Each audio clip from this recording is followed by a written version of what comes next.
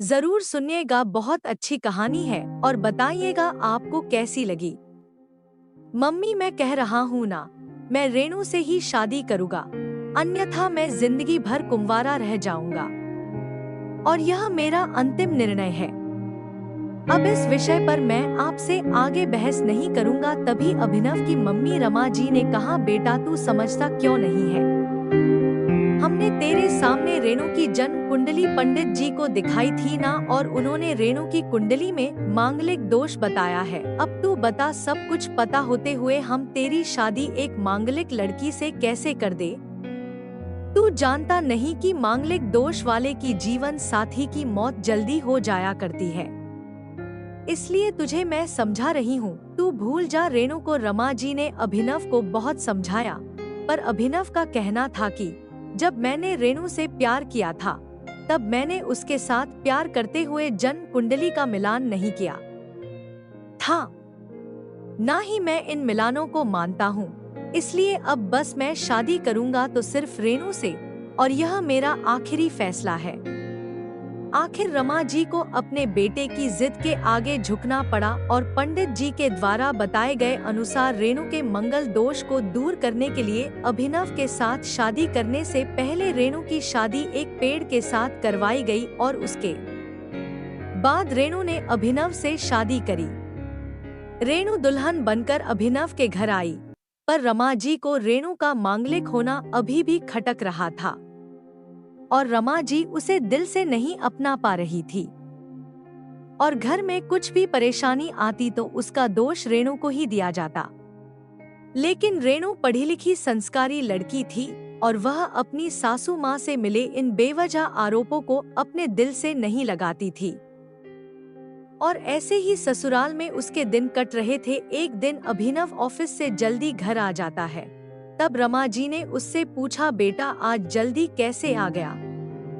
तब उसने बताया, माँ आज सुबह से ही सिर दर्द और बहुत कमजोरी आ रही है, इसलिए ऑफिस में काम करने की हिम्मत ही नहीं हुई मेरी। तब रमा जी ने कहा, चल बेटा जल्दी कर, हमें डॉक्टर के पास चलना चाहिए। तब अभिनव और रमा जी डॉक्टर को दिखाने गए। डॉक्टर को दिखाने के बाद मालूम पड़ा कि अभिनव को पीलिया हो गया है, और दोनों जैसे ही घर लौटे रमा जी ने घर को सिर पर उठा लिया और कहने लगी, जब से यह लड़की हमारे घर में आई है तब से हमारे घर में परेशानी और बीमारियां भी साथ में लेकर आई है। इसके कदम ही अशुभ है।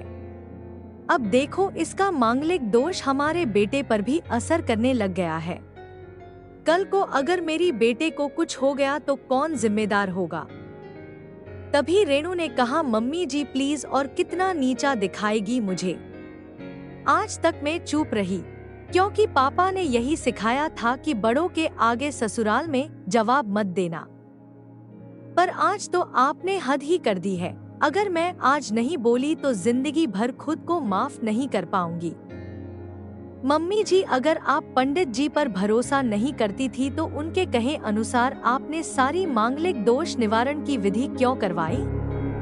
क्यों पहले आपने मेरी पेड़ से शादी करवाई?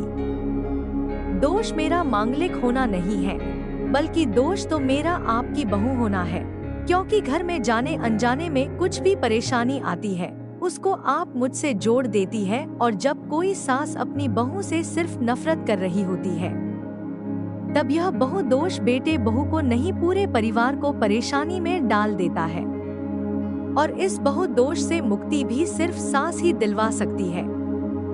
बहू को अपनी बहू माने, उसे दिल से अपनाए, उसे भी सम्मान दे और यह महसूस कराए कि वह भी इस परिवार का सदस्य है। नहीं तो बहु दोष मांगलिक दोष से भी ज्यादा पीड़ादायक हो जाता है।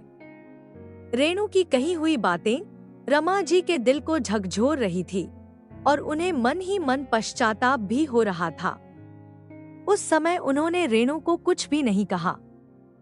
थोड़े दिन बाद अभिनव बिल्कुल ठीक हो गया और ऑफिस जाने लगा, और 1 महीने बाद अभिनव की सैलरी भी बढ़ गई। तब उसने घर आकर इसका श्रेय रेणु को दिया। तो रमा जी बोली, हाँ सही है बेटा, तू तो सारा श्रेय बहू को ही देगा। तेरी माँ का आशीर्वाद भी तो तेरी प्रगति के पीछे रहता है, तेरे साथ तू तो मुझे श्रेय देना भूल ही गया। तब अभिनव ने कहा, माँ, इस बार रेणु का मांगलिक दोष मुझ पर और न ही मेरी तरक्की पर नहीं लगा।